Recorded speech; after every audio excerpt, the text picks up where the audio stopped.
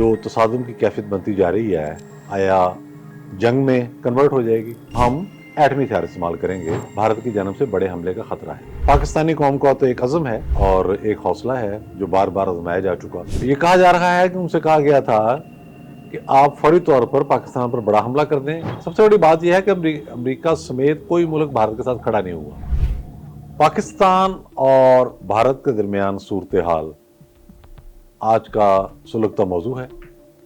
हर शख्स ये जानना चाहता है कि ये जो तसादुम की कैफियत बनती जा रही है, आया जंग में कन्वर्ट हो जाएगी?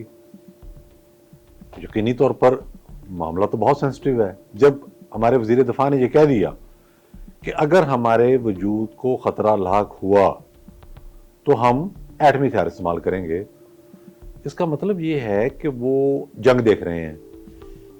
फिर उन्होंने ये भी कहा, ख्वाजा आसिफ साहब ने, कि अगले 2 या 3 दिन में भारत की जानब से बड़े हमले का खतरा है। ये उन्होंने क्यों कहा? इसलिए कहा कि हमारे पास, हमारे सिक्योरिटी इदारों के पास मुकम्मल रिपोर्ट्स हैं कि बॉर्डर के पार क्या एक्टिविटीज चल रही हैं, किस तरह से वार हिस्टीरिया का शिकार बनाया जा रहा है इंडियन कौम को। पाकिस्तानी कौम का तो एक अज़म है और एक हौसला है जो बार बार आजमाया जा चुका।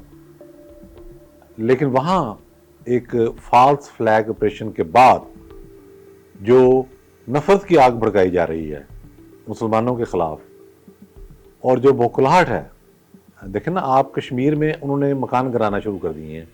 जिसका जी चाहे वो कहते हैं कि जी ये फलां आदमी मुजाहिदीन के फैमिली से था तो इनका हम घर गिरा रहे हैं।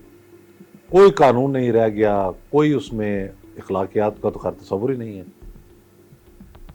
उसके साथ साथ हमने देखा कि जो रिपोर्ट्स आ रही हैं कि वो इस हद तक उनका जो इस्तराब है, बेचैनी है, जिसने उनको एक दिमागी अदम तवाज़ुन का शिकार कर दिया है कि उन्होंने अपना जो कोर कमांडर है मकबूजा कश्मीर का, भारतीय फौज ने उसको तब्दील कर दिया है, उस कमांडर को। और बाज़ इतला तो ये हैं कि उनको गालिबन अरेस्ट करके नई दिल्ली ले जाया जा रहा है। ये कहा जा रहा है कि उनसे कहा गया था कि आप फौरी तौर पर पाकिस्तान पर बड़ा हमला कर दें। कोर कमांडर समझदार आदमी था, उसको पता था कि ऐसे हमले का जो जवाब आएगा उसके नतीजे में भारत की पूरी कोर जो है वो उड़ जाएगी। उसने गुरेज किया तो उसके बाद ये एक कार्रवाई शुरू हो गई। ये एक पहलू है। वजीर दफा ने हमारे जो कहा वो दूसरा पहलू है। जो इंडिया धमकी दे रहा है वो उसका तीसरा पहलू है। इंटरनेशनल कम्युनिटी से वाले से जो कह रही है, अगर उसको हम नटशल करें तो वो ये कह रहे हैं कि तहम्मुल से फ्रीकैन काम लें। सबसे बड़ी बात यह है कि अमेरिका समेत कोई मुल्क भारत के साथ खड़ा नहीं हुआ। सिर्फ इसराइल के 20 फौजी एहलकार वहां आए थे मकबूजा कश्मीर में 3-4 रोज कबल, वो खबर ब्रेक हो गई। अब हर तरफ से जो सपोर्ट मिलनी थी, इंडिया ने समझ रखा था कि उसे मिलेगी, वो नहीं है उसके पास। पहलगाम का जो फॉल्स फ्लैग ऑपरेशन है, इसका मकसद क्या है? ये है बुनियादी चीज। अगर इसको हम समझ लें तो हमें आगे सारी डिस्कशन को एक मंतकी नतीजे तक पहुंचाने में आसानी हो जाएगी।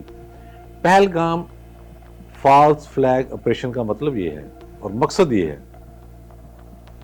कि पाकिस्तान को जो मुआशी लिहाज से एक बड़े बहरान से गुजरने के बाद बतदरीज बेहतरी की जानिब आना शुरू हो गया है, उसे वहां पर रोका जाए। मुआशी बेहतरी पाकिस्तान की भारत को खटक रही है। और ये बात मैं नहीं कह रहा, ये बात हुकूमत पाकिस्तान के जिम्मेदारान कह रहे हैं कि इंडिया को जो असल मसला है वो ये है कि पाकिस्तान अब हर लिहाज से, दिफाई लिहाज से तो पहले बहुत मजबूत है अल्हम्दुलिल्लाह, बाकी बहुत सारी चीज़ें आपके सामने हैं।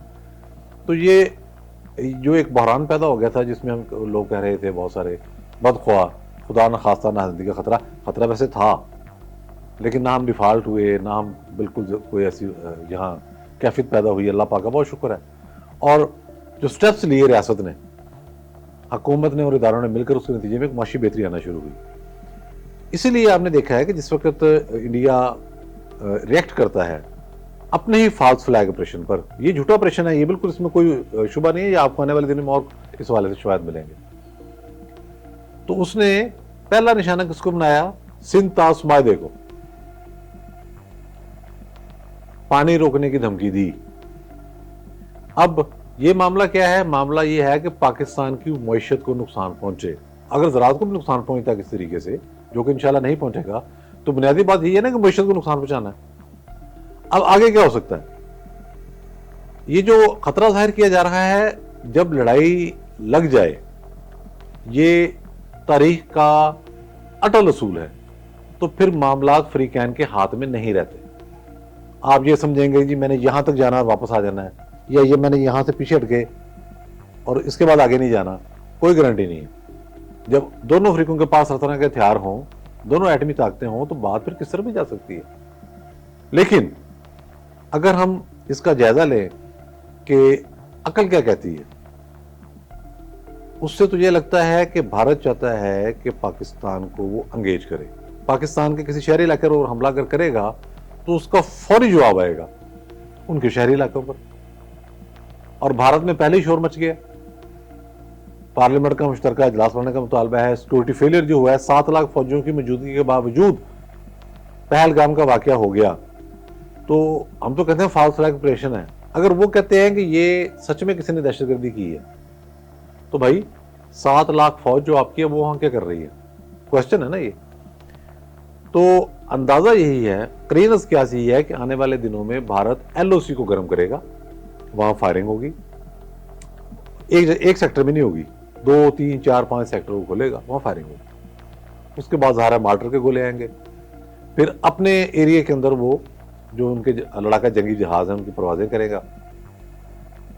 اب اس ساری صورتحال میں پاکستان کو بھی ظاہر ہے اس کا اسی طرح سے رسپانس دینا ہوگا. فائرنگ کے جواب میں فائرنگ ہوگی، گولہ آئے گا تو گولے کے جواب میں گولہ جائے گا، فوج وہاں انگیج ہوگی. اس دوران بھارت کوشش کرے گا کہ افغانستان میں جو فتنہ الخوارج ہے ان کے لوگوں کو پاکستان میں داخل کر کے امن و امان کی صورتحال کو خراب کرنے کی کوشش کرے، جو انہوں نے کی.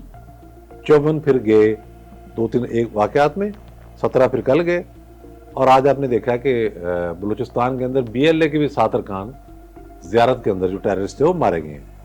یہ سب بھارت ان کو اس وقت پش کر رہا ہے، پیسہ بھی دے رہا ہے اور اسلحہ بھی دے رہا ہے. تو اس کا مقصد یہ ہے کہ پاکستان کو انگیج کیا جائے معاشی طور پر، اس کے پیسے اس طرف خرچ ہوں. ہم نے یہ کرنا ہے کہ اس صورتحال میں گھبرانا نہیں. ہم اور ہماری ریاست کے بڑے یہ راز جان چکے ہیں کہ بھارت کی بدنیتی اور اس کے جو غلیظ ارادے ہیں وہ کیا ہیں.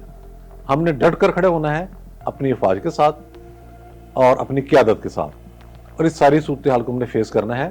اس کا بھی حل نکل آئے گا، کیونکہ جب آپ کو پتہ چل جائے کہ فریق مخالف کا اصل ارادہ کیا ہے تو پھر اس کا حل تلاش کر لیا جاتا ہے. ہم دنیا میں اکیلے نہیں ہیں، ہم دفاعی طور پر کمزور نہیں ہیں، تو ہمیں معاشی طور پر بھی گرایا نہیں جا سکے گا. لیکن بنیادی بات یہی ہے کہ بھارت کی کوشش یہ ہے کہ ہمیں معاشی طور پر نقصان پہنچائے بذریعہ جھڑپیں. تو انشاءاللہ تعالیٰ اس صورتحال کو بھی ہم مل کر بطور قوم فیس کریں گے، کنٹرول کریں گے، اور بھارت کو منہ کی کھانا پڑے گی. بہت شکریہ.